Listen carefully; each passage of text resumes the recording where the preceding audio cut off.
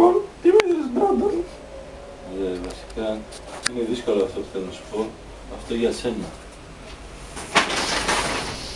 Θα εξοδεύσεις πάλι, μαλάκα. Μα τι λες? Ξέρω γιατί να το ξέρω. Κολλάει, με κοιτάει. Το σβηνώ. Όχι, άστα. Ωραία, ωραία. Ένα DJ. Τι ωραία.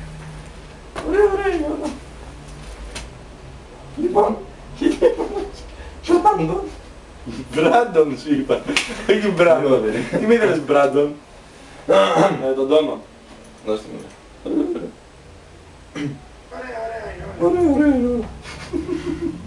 Ωραία. Ωραία. Λοιπόν, τι με ήθελες, Μπράντον? Βασικά είναι δύσκολο αυτό που θέλω να σου πω. Αυτό για σένα. Θα το εξοδεύσεις πάλι, μαλάκα. Μα τι λες? Ξέρω γιατί με φωνάξεις εδώ. Μήπως... Θέλεις να με γαμίσεις? Τι λες, εγώ τρέφω αισθήματα για σένα. Τότε τι θέλεις από τη ζωή μου? Δεν έχεις καταλάβει.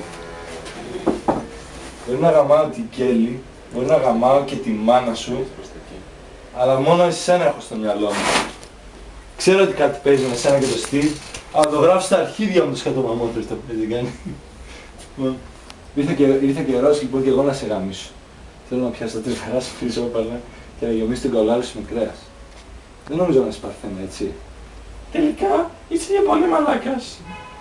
Και μικροτσούτσουνος. Άντε για γαμίσου. Εσύ και η αδερφή σου. Όλο το άλλο. Κρίστο! Μα δεν πήγε καλά. Δεν πειράζει. Τι πατάω εγώ για να κλείσω.